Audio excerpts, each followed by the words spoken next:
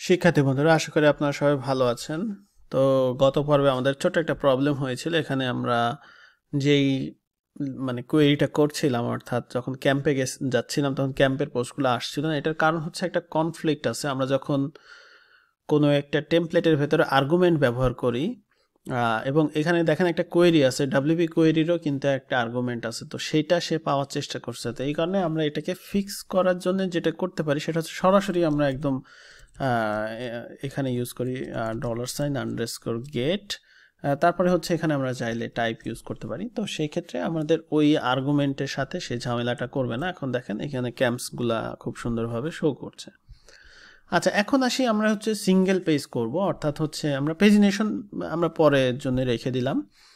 তো এখন আমরা সিঙ্গেল পেজ যদি করতে চাই সেক্ষেত্রে সিঙ্গেল পেজের আমরা কাজ শুরু করব, অর্থাৎ আচ্ছা এইখানে কিন্তু এটা টুর্নামেন্ট হবে না, এটা হচ্ছে আমরা যেহেতু ক্যাম্পাসে জয়েন দ্য ক্যাম্প হবে। তো সেক্ষেত্রে আমরা এইখানে যেটা করতে পারি সেটা হচ্ছে যে এই টাইপটা এখানে দিয়ে দিতে পারি, আপার কেস আকারে লাগবে আমাদের।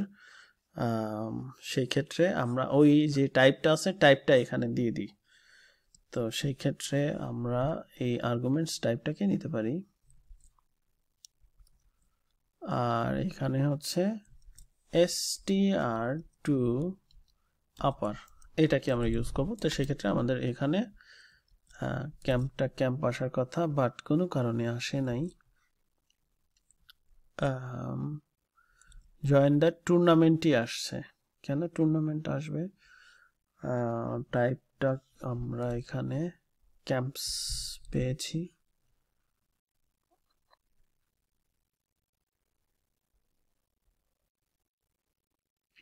আপকামিং ক্যাম্পস, ওকে।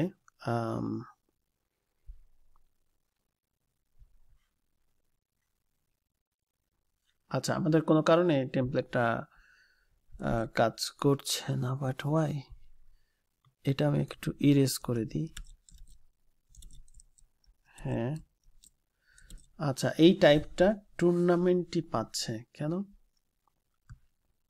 আমরা একটা কাজ করি, আমরা ডিরেক্ট এইটাকে নিয়ে আসি।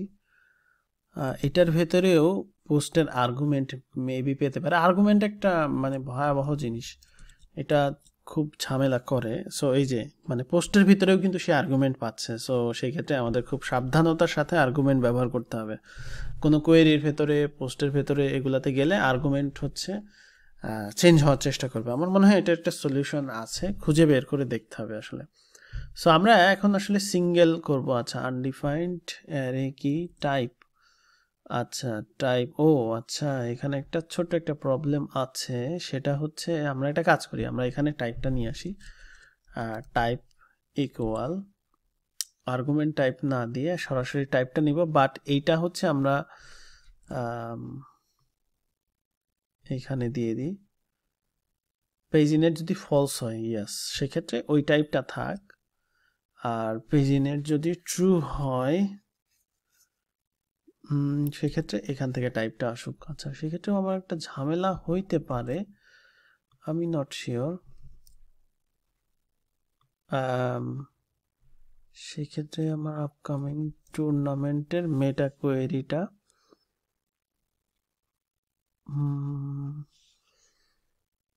ওকে, দেখি কি হয়, কত দূর হয় দেখি। ওকে, সো এখানে আসলাম, এখন এইখানে ঠিক করতে হবে,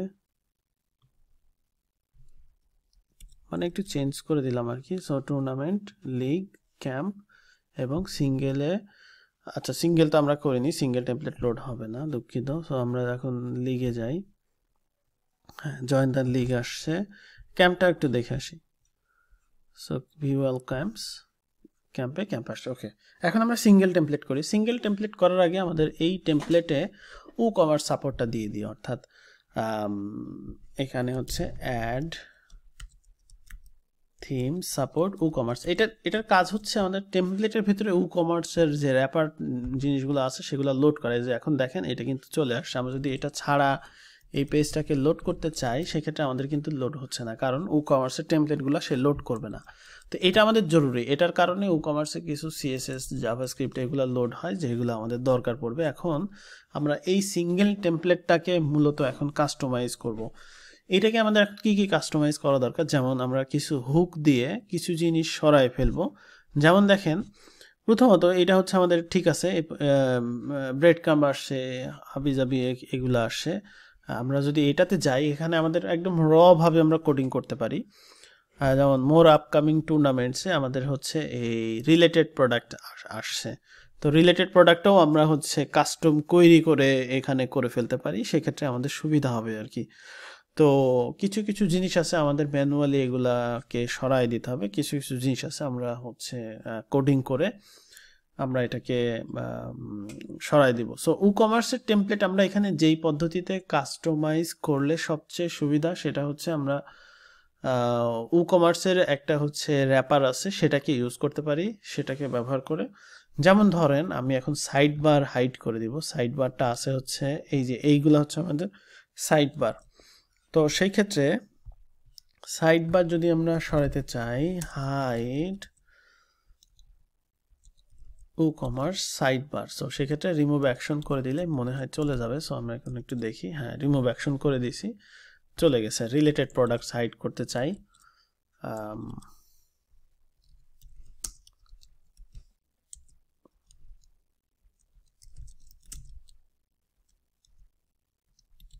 রিলেটেড প্রোডাক্ট, সো এটাও রিমুভ অ্যাকশন করে দিলাম, সেক্ষেত্রে রিলেটেড প্রোডাক্টসটা চলে গেল। আচ্ছা, এখন বাকি জিনিসটা যেটা আছে সেটা হচ্ছে আমাদের রিভিউজ দরকার নাই এখানে। হাইড ই কমার্স ট্যাবগুলোও হাইড করে দিব।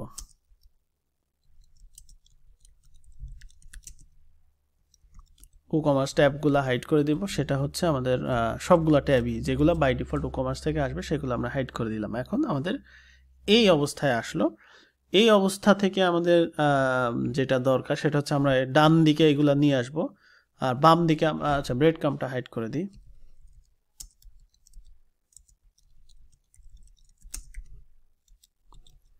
ই কমার্স ব্রেড ক্রাম্বকে আমরা হাইড করে দিব। সো এটার জন্য আমাদের এক্সট্রা ফাংশনের দরকার পড়লো। ওকে, সো এখন আমরা এটাকে সিএসএস দিয়ে কাস্টমাইজ করতে পারি। সেক্ষেত্রে আমরা ই কমার্সের র্যাপারে, অর্থাৎ ই কমার্সে কিন্তু একটা না, একটা দুইটা পেজ না, যেমন আমরা যদি এখন যাই হচ্ছে মাই অ্যাকাউন্ট, সেক্ষেত্রে আমাদের কিন্তু একটা র্যাপার লোড হবে। আচ্ছা, এখানে কিন্তু লোড হয় নাই, মাই অ্যাকাউন্টে যাই, লোড হয় না, আমাদের পেজ পিএইচপি নাই, সেক্ষেত্রে আমাদের পেজ পিএইচপি ডিপেন্ডেন্সি আছে, যেহেতু আমরা পেজ পিএইচপি তৈরি করিনি, সেই ইন্ডেক্স পিএইচপি থেকে লোড করার চেষ্টা করছে। সো আমরা আগে সিঙ্গেল পেজটাকে ফিক্স করি, এরপরে হচ্ছে ঠিক করব অন্যান্যগুলা। অর্থাৎ আমরা এখন চাচ্ছি যে ই কমার্স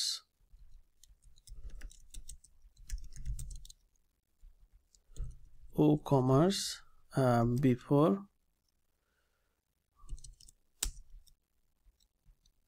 ই কমার্স র্যাপার স্টার্ট। সো আমরা র্যাপার স্টার্ট করব, যেটা হচ্ছে আমরা যে কন্টেইনার দিয়ে ধরেন স্টার্ট করলাম, আবার এন্ড করব হচ্ছে কন্টেইনার দিয়ে ধরেন এন্ড করব। সেক্ষেত্রে আমরা জাস্ট দুইটা র্যাপার নিয়ে এলাম, এর ভিতরে আমাদের যা যা দরকার হয় সেটা আমরা পরে করতেছি। সো এই যে আমাদের র্যাপার একটা নিলাম, যেমন ধরেন এখানে যদি আমাদের দরকার হয় হচ্ছে PY20, সেক্ষেত্রে আমরা এটা এখানে কিন্তু দিয়ে দিতে পারি। সো প্যাডিং টপ 20 এখানে হয়ে গেল। বাকি জিনিসগুলো আমরা কিন্তু সিএসএস দিয়ে কাস্টমাইজ করতে পারবো, যদিও এখানে আমাদের র্যাপার লাগবে ছোট, অর্থাৎ এই যে এইটার চাইতে ছোট র্যাপার। সো এক্ষেত্রে আমরা এখানে ইউজ করতে পারি যে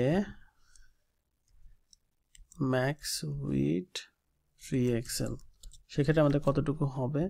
আচ্ছা, আরেকটা জিনিস লাগবে, সেটা হচ্ছে MX অটো, সেক্ষেত্রে আমাদের এতটুকু হলো 4XL বা 5XL মেবি লাগবে।